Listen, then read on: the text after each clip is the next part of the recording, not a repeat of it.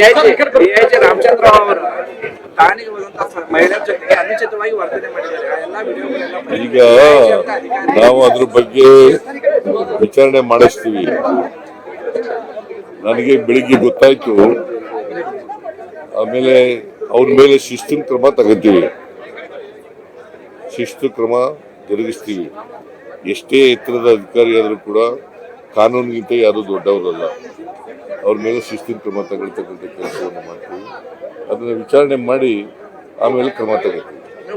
ಜನಾರ್ದನ್ ರೆಡ್ಡಿ ಅವರು ಸಹ ತಮ್ಮ ಮೇಲೆ ಆರೋಪ ಮಾಡ್ತಾರೆ. 12 ಜನ ಸಚಿವರು ಮತ್ತು ತಾವು ಸೇರಿ ರಾಜ್ಯವನ್ನು ಲೂಟಿ ಮಾಡ್ತಾ ಇದ್ದೀರಿ ಅಂತ. ಲೂಟಿ ಮಾಡಿ ಜೈಲಿಗೆ ಹೋಗಿದ್ದಾರೆ. What moral right he has? ಲೂಟಿ ಮಾಡಿದ ಮೇಲೆ ತಾನೇ ಜೈಲಿಗೆ ಹೋಗಿದ್ದು. ಮತ್ತೆ ಅವರು ಬಳ್ಳಾರಿಗೆ ಬರಬಾರ್ದು ಅಂತ ಯಾಕೆ ಹೇಳಿದ್ರು? ಕಂಡೀಷನ್ ಹಾಕಿದ್ರಲ್ಲ. ಸುಪ್ರೀಂ ಕೋರ್ಟ್ ಮುಂದೆ ಈಗಲೂ ಕೇಸ್ ಇದೆಯಲ್ಲ. ವಿರೋಧ ಪಕ್ಷದವರು ಸುಳ್ಳು ಹೇಳೋದು ಬಿಟ್ರೆ ಬೇರೆ ಏನು ಗೊತ್ತಿಲ್ಲ ಅವ್ರಿಗೆ. ಸುಳ್ಳು ಆರೋಪಗಳನ್ನು ಮಾಡೋದು, ಸುಳ್ಳು ಹೇಳೋದು, ಜನಗಳನ್ನ ದಾರಿ ತಪ್ಪಿಸ್ತಕ್ಕಂಥ ಕೆಲಸವನ್ನ ಮಾಡ್ತಕ್ಕಂಥದ್ದು. ಈಗ ಅಸೆಂಬ್ಲಿ ಶುರುವಾಗುತ್ತಲ್ಲ 22ರಿಂದ, ಮಾತಾಡ್ಲಿ.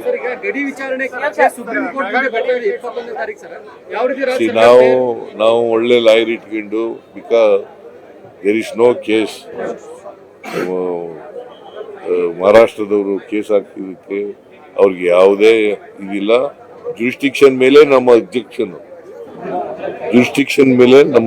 ಇರೋದ್ರಿಂದ ಜುರಿಸ್ಟಿಕ್ಷನ್ ಮೊದಲು ತೀರ್ಮಾನ ಆಗಬೇಕು. Whether they have locus standi or not, whether they have entitle to file a case or not ಅನ್ನೋದು ಆಗ್ಬೇಕು.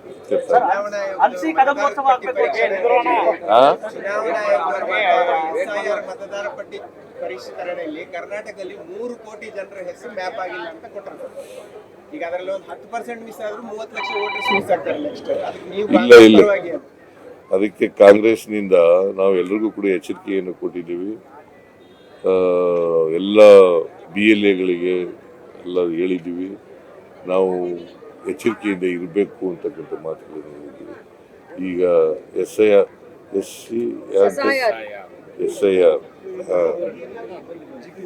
ಸ್ಪೆಷಲ್ ಇನಿಷಿಯೇಟಿವ್ ರಿವಿಷನ್ ಅದನ್ನ ಮಾಡುವಾಗ ಬಹಳ ಎಚ್ಚರಿಕೆಯಿಂದ ಮಾಡಬೇಕು. ನಮ್ಮ ಎಲ್ಲ ಮತದಾರರಿಗೆ, ನಮ್ಮ ಎಲ್ಲ BLAಗಳಿಗೆ ರಾಜ್ಯ ಚುನಾವಣಾ ಆಯೋಗ ಬೆಳಗಾವಿ BBMP ಚುನಾವಣೆಯನ್ನ ಬ್ಯಾಲೆಟ್ ಪೇಪರ್ ಅಲ್ಲಿ ಮಾಡಬೇಕು ಅಂತ ಹೇಳಿ ಯಾವುದು ನಮ್ದು ಡಿಮ್ಯಾಂಡ್ ಇರೋದು ಅದೇ ಅಲ್ವಾ? ಬ್ಯಾಲೆಟ್ ಪೇಪರ್ ನಲ್ಲೇ ಮಾಡಬೇಕು.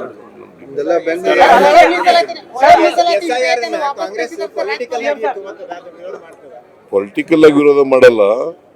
ಈಗ ಪಾಲಿಟಿಕ್ಸ್ ಅದರಲ್ಲಿ ಮಾಡಕ್ ಹೋಗಲ್ಲ. ಬಟ್ ನಿಜವಾದಂತ ವೋಟರ್ ಮತದಾರರು ಇದಾರಲ್ಲ, ಅವ್ರು ಯಾರು ಬಿಟ್ಟು ಹೋಗ್ಬಾರ್ದು.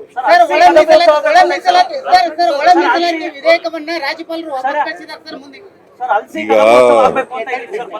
ನೋಡಪ್ಪ, ಅವರು ಏನು ಕ್ವಶನ್ ರೈಸ್ ಮಾಡಿದ್ದಾರೆ ಅವಕ್ಕೆಲ್ಲ ವಿವರಣೆಯನ್ನ ಕೊಡ್ತಕ್ಕಂಥ ಕೆಲಸವನ್ನ ಮಾಡ್ತೀವಿ. ನಾವೆಲ್ಲ ತಯಾರಿ ಮಾಡ್ತೀವಿ. ಯಾವಾಗ ಹೈಕಮಾಂಡ್ ಅವ್ರು ಕರೀತಾರೆ ಆವಾಗ, ತಿಂಗಳ ಅಂತ ಹೇಳಿಲ್ಲ, ಇಲ್ಲಿ ಹೇಳಿಲ್ಲ. ಯಾವಾಗ ಕರೀತಾರೆ ಅವಾಗ.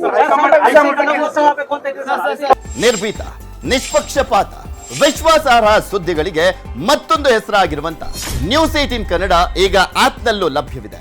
ದಯವಿಟ್ಟು ಇಲ್ಲಿರುವ QR ಕೋಡ್ ಅನ್ನ ಸ್ಕ್ಯಾನ್ ಮಾಡಿಕೊಂಡು ಆಪ್ ಅನ್ನ ಡೌನ್ಲೋಡ್ ಮಾಡೋದಕ್ಕೆ ಮರಿಬೇಡಿ.